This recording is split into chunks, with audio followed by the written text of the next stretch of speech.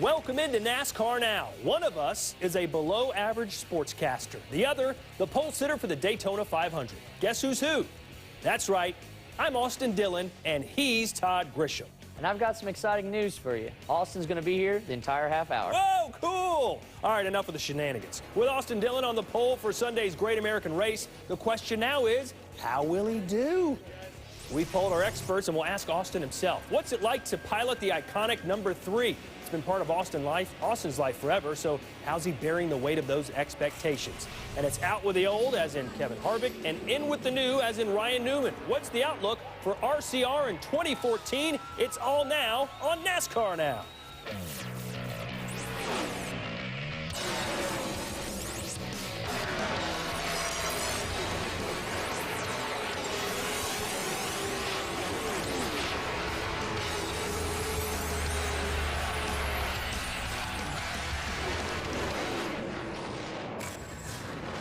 The scene Sunday, Dillon went out 35th and knocked Greg Biffle off the pole with a speed of 196.019. He was the only driver to break 196 miles per hour. Martin Truex Jr. grabbed second and will start beside Austin Dillon for the 500. Dillon's grandfather, Richard Childress, was happy to see the 3-car back in victory lane at Daytona. It just brings back so many great memories here in Daytona, and I couldn't be more prouder of Austin and our whole group of folks. And I hope this is, I know Dale's smiling down on us today because he had so much fun playing around with these kids. And he handles pressure well. He puts more pressure on himself than he lets people put on him. So I just told him it's going to be a life changer, and this is one of the steps that'll change your life here. Austin Dillon will be the 11th driver to run the 3-car in the Daytona 500, and he'll try to become the 2nd driver to win the 500 in the 3, joining Dale Earnhardt in 1998. Over the last 40 seasons, Dillon will be just the 4th driver to run the 3-car in the 500, joining Earnhardt, Ricky Rudd, and his grandfather, Richard Childress, who ran it in 6 races from 1976 to 1981. So what were your thoughts as you were watching your RCR engine mate, Martin Truex Jr., taking a run at your time? Well, I knew it was going to be tough. Those guys, Todd Barrier's crew, they put a lot of effort into speedway racing, and so do we. So it was good to be worried about our bullets, beating us at the pole. Yeah, what is it about RCR engines that make them so good at Daytona? Well, I think it's got a history of super speedway racing. We've got a lot of good employees over there, Danny Lawrence and Richie Gilmore, all the guys that work really hard day in and day out to make sure we have the power at these super speedways, and hopefully it overlays throughout the year. Now, you were really fast in testing at Daytona back in January. How much confidence did you get from that? A lot of confidence in the team, the experience that they have. Gil Martin and his team have been together for a while now, and I'm kind of the rookie coming into that group, so I'm proud to be a part of them. You know how unique it is racing at these restrictor plate races. How much pack or tandem racing have you done so far at Daytona? Well, at Daytona, last 4 years, truck and nationwide, and a few tandem races, but not much pack other than Talladega. So Talladega is very similar in the way that we'll be drafting at Daytona. Do you prefer that type of style racing, or would you rather do it a little differently? No, I like it. I think it's something I'm getting more experience in doing. I was really, I love the tandem stuff. I did. I really liked it. I learned a lot in the Nationwide Series with it, but now with the closing rates at this new spoiler that we put on the back are creating some great racing. So what's your strategy when you get in your car on Sunday? What's the key for you to win? I think the biggest thing is staying out of trouble, making it to the end of the race, giving yourself a chance on the last lap. If you give yourself that shot, you can definitely win at Daytona. Now, are you going to be trying to make alliances with your teammates and get some pregame strategy going, hey, guys, help me keep in the front? I definitely do. We want to work with Ryan Newman and Paul Menard and all the ECR engines. We've got Truex up there. Obviously, the cars are fast, and that should mean something come Sunday. So your intent is to go out there and win the Daytona 500, right? I think everybody that's in it is going to try. The 43 drivers, the best in the world, and I feel like going into it, you have a great opportunity to win at a super speedway. All right, congratulations again. And we're far from done with Austin. Like he said, we got him for the whole half hour. Still to come, what's it like driving that iconic 3-car? He's already won championships in the truck and nationwide series with it. Why not in the Cup? Kevin Harvick has left RCR. Is that organization in good shape to replace the guy who replaced the Intimidator? And for the Dillons, NASCAR's definitely a family affair. We'll take a closer look at the brothers Dillon when NASCAR Now returns.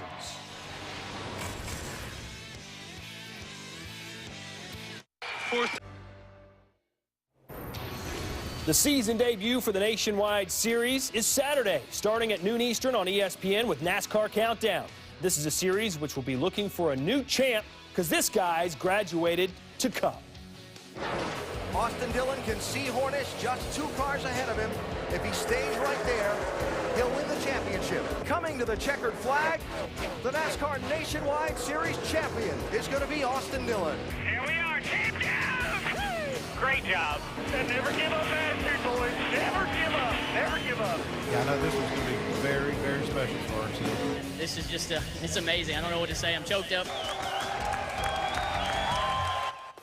Austin Dillon is now a champion in both the Truck Series and Nationwide Series at only 23 years old. What have you done with your life? He's about 2 years older than brother Ty, who is looking to emulate Austin with a nationwide championship this season. Both have multiple truck wins, but Ty is still seeking his first in the Nationwide Series. Ryan McGee now on Austin's younger brother Ty, trying to make a name for himself in NASCAR.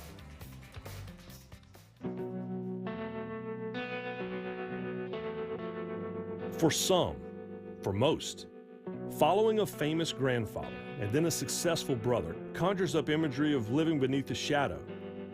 But for Ty Dillon, it's a way of life and not one he'd change. I don't think we'll ever leave the shadow of being Richard Childress' grandson. You know, you never leave the shadow of your family, and I don't want to.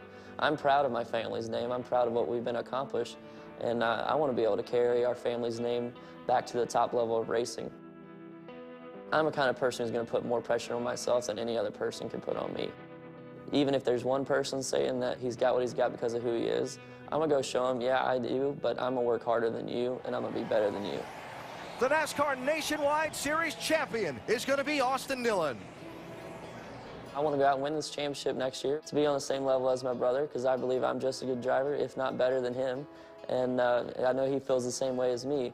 But also, at the same time, that's my brother and that's my family, and I'm not going to miss a moment to celebrate such an awesome moment in his life. So as soon as the race was over in Homestead, I ran straight to the wall with his guys to celebrate with them because I know what it meant to them. Competition between brothers is nothing new, especially for the Dillon boys. It's always been there. We've done everything together our whole lives, and we're best friends on and off the racetrack. We're all the time competing at anything. You know, it might be leaving a restaurant and we're 20, 21, and 23 years old, and we'll foot race to the car. We'll trip or do whatever it takes just to beat the other one to the car and just have bragging rights over each other. And we've done it our whole life. Okay, let's race. We'll have a race. It pushes us to be better. Harvick still stays in front. Harvick up about a half a line. Around goes Harvick. Around goes Ty Dillon. 3 just dumped me.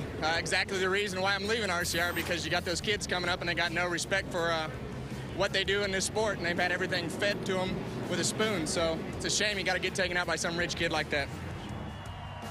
Since 2001, Ty has watched Kevin Harvick carry the banner of Richard Childress Racing. That made Harvick's criticism that much more impactful. We've heard it our whole career, so it's nothing really new. It's just, you know, it meant a little more because it was somebody who I looked up to who was saying it, somebody that meant a lot to me because of what he's done for RCR. And I figured that he would have had a better understanding for Austin and I, and we'd spent a lot of time with. So, you know, that was an upsetting moment.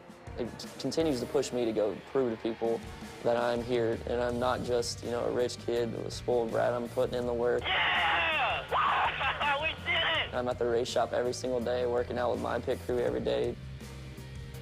Call it a shadow if you want, but that's not how he sees it. Being a Dillon, being a Childress, that's not a burden. It's a challenge. I want to win a championship in the NASCAR Nationwide Series, and I want to win a bunch of championships in the Sprint Cup Series. You know, I strive to be like Jimmy Johnson. I don't know if anybody will ever be like Jimmy Johnson again, but I want to win championships and win a lot of races. I want to be a future legend of this sport. Great story. Before we talk about your brother, how about those comments from Kevin Harvick? What goes through your mind when you hear those? Well, you know, it's part of racing. You never know what can happen at a race. That's the great thing about NASCAR and why we have fans. You know, Kevin, we've since talked since then, and things are good now. It's just, it was a heated moment. You know, he was going through a lot right there, and obviously he said things that he didn't mean, and we're moved on from that. Well, things are good off the track, but what do you think is going to happen on the track this season when you're racing against each other? You know, revenge is best served cold, they say.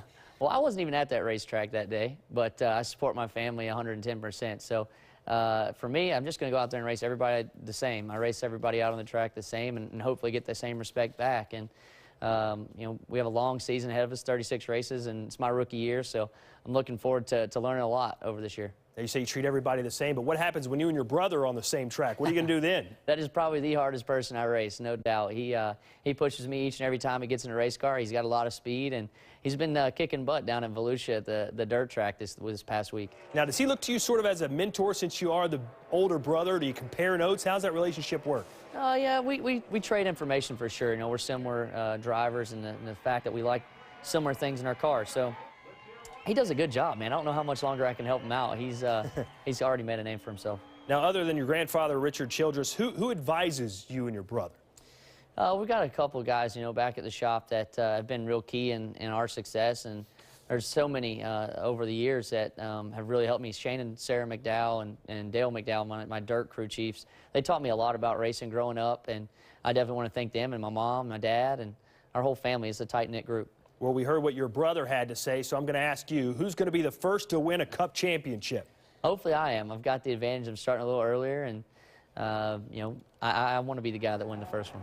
Baby steps. Just win the Daytona 500 first, right? You take Exactly. that. Well, you got a shot this weekend. We're not done with Austin Dillon. Still more time here on NASCAR Now. Still ahead. Can Austin use lessons learned from his Talladega experience last fall in this year's Daytona 500? He'll tell us. And who fills Kevin Harvick's leadership role at RCR? Our roundtable weighs in. You're watching NASCAR Now.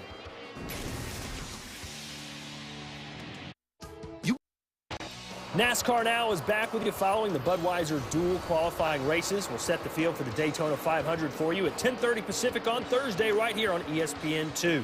Now for a look at the season ahead for Richard Childress Racing, we turn it over to Alan Bestwick and our roundtable crew.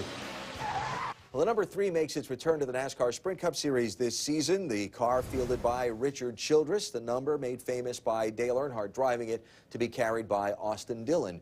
This season at NASCAR's top level, we talk about it with Dale Jarrett, Andy Petrie, and Ricky Craven. Austin's carried this number through the Camping World Truck Series, through the Nationwide Series, very successful. Now he takes it up to the NASCAR Sprint Cup Series. What kind of pressures may that bring on the young man?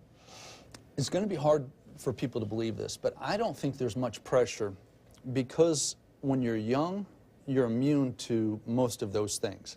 And he's had success. He's got a lot of talent. He has some insulation between the media and the racetrack, and his grandfather's a great example, great tutor, and his dad raced, and that's benefited him. But having said all that, if he runs poorly, he'll put pressure on himself. And that's where it gets compounded, and that's where it could be dangerous. I think you're right. I think he handles pressure well, and he has with running the 3 in both the truck and the Nationwide.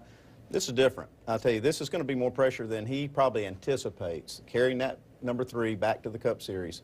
It's been a long time, and people are still just as passionate about that number and what it represented than they've ever been. And I think Austin's going to do a great job. I think he's a great young man, good talent, but I think there's going to be a lot of pressure on him. See, this is where I think they've done a nice job in helping ease that story by running the number. You know, they started this off in the Truck Series several years ago and ran it in the Nationwide Series and won a championship with it, and they helped make this less of a story than if he'd run the number 2 for the last 5 years and then came to the Sprint Cup Series with that number. Yeah, I think you're exactly right. And I think the only reason that any pressure that may get to him is because he's going to have to be answering it every single week about that.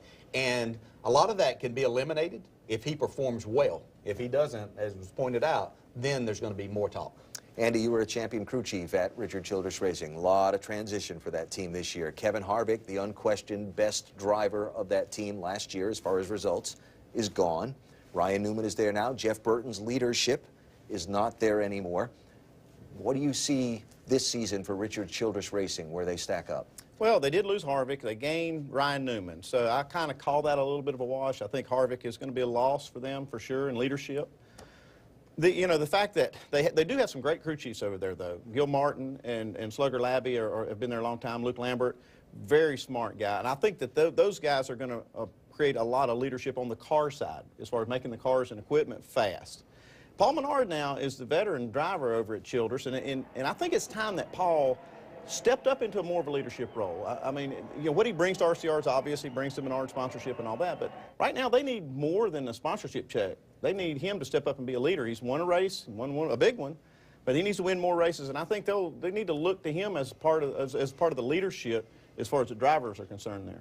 I think there's tremendous risk with RCR, and I have the highest regard for Richard, and I know he'll get it straightened out.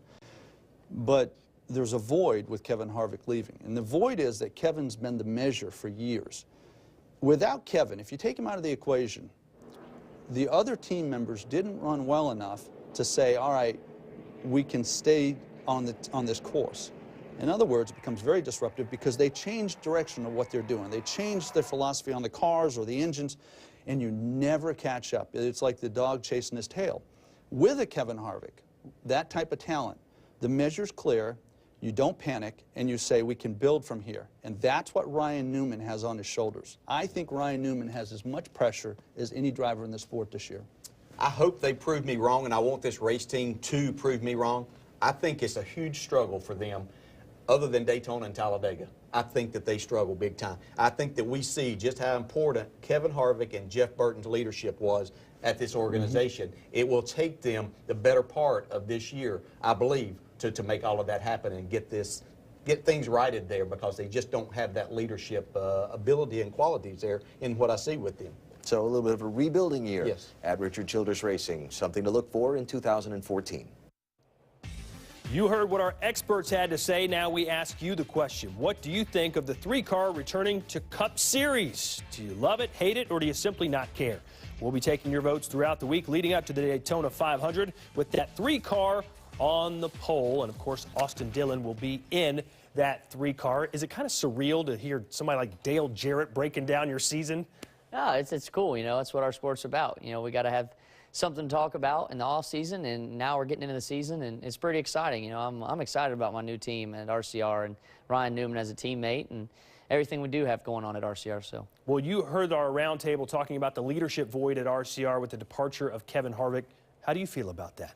Well, I feel like what else the roundtable said about the experience in our crew chiefs. Gil Martin and my team's got a lot of experience. They also brought Kevin Harvick to a third-place finish in the points 3 or 4 years in a row. So I feel like I got a lot of experience there, and it takes a team to win.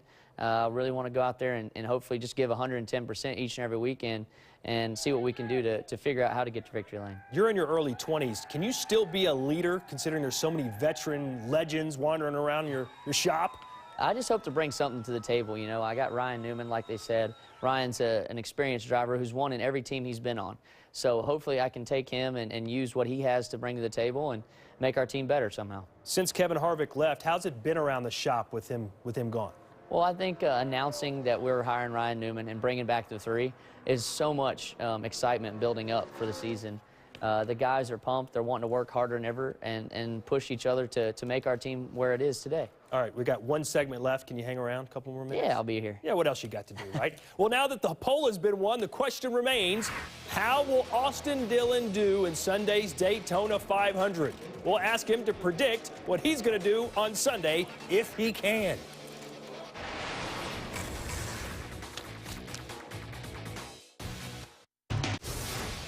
Turn 4 is brought to you by AutoZone. Our Turn 4 question of the week, presented by AutoZone, involves this guy sitting to my left, Austin Dillon. How's he going to do at the Daytona 500? What do our experts have to say on the matter? Let's listen in. I'm John Oriovitz. Gosh, NASCAR couldn't have a better storyline heading into this week than having the 3-car on pole position for the Daytona 500 in its return to the Cup Series. But I think Austin Dillon will do a good job in the race. He's a smart kid. This isn't his first plate race, and he's the defending Nationwide Series champion, so he knows what he's doing. The Childress cars are obviously very fast. A win for Dillon, and more importantly the 3 in the Daytona 500, would be too good to be true, but it's not out of the question. And I'm Ed Hinton. The car should be fine, and he's no better or worse off than anyone else regarding his chances in this crapshoot, except that he doesn't quite have the experience drafting in packs at Cup level that the veterans do. His last plate Cup race at Talladega last year, he was doing fine, near the front, and ready to push Dale Earnhardt Jr. to the win. But then Dillon got clipped by Ricky Stenhouse Jr., and that was that. What that did show, though, is that master drafters such as Earnhardt are willing to work with Dillon in the closing laps. All right, so those are the thoughts of our experts on ESPN.com. You heard what they had to say. What do you think? I think that's a pretty good assessment. I think we've got great experience, a great car. Our team is experienced, like you said, but yeah, you know, lack of drafting experience as far as the pack. I think we learned a lot in Wednesday's practice and hopefully in the duels Thursday, and take that into Sunday's race. And it is almost a crapshoot, man. There's so much going on. There's so much that plays into the 500. You really have to be there at the end. If I can be there at the white flag, we'll have a chance to win this thing. Now, in the back of your mind, do you have a finishing spot that you'd be satisfied with? Like top 10, hey, we did great, top 15, or is it top 5? What is it? I think the main focus is trying to win the 500, man. Everybody goes there to win. You try and win every race you get in, but realistic goals, I mean, the top 10 would be great. If we leave there the top 10, it'd create some great momentum going into the season. Win the dadgum thing. That's what I always say. Now, what did you learn from last year's Talladega race? A lot. You know, that helped me a ton running the 14 car. I feel like all the stuff that I can take from Talladega to Daytona lays over. It's a little tighter track, a little more handling involved at Daytona. So we'll definitely have to work hard in practice to make sure our car's handling well. You've got Newman and Bernard part of your team. Are they going to help you because you're up top, or does that kind of get decided during the race who's going to help whom? Well, everything's happening so fast there. You choose your partners as they go, but hopefully the ECR engines can hook up and go to the front. All right, well, I hope you enjoyed your time here at ESPN. You toured the entire facility. You had this beautiful weather, what, about 6 inches of snow. What did you think of Bristol, Connecticut? I think everybody that's up here in Bristol should leave the snow and come to Daytona. And if you need tickets, go to Daytona500.com. I thought you were going to offer them for free. You liked that plug, didn't you? Yeah, I loved it. Can I get a couple tickets? I can probably jump on your jet with you after this and head down. I don't have a jet. I'm just here. You're just borrowing it? Yeah. All right. He's Austin Dillon. We hope you enjoyed the Daytona 500 for the entire NASCAR Now crew. I'm Todd Grisham. Enjoy the race.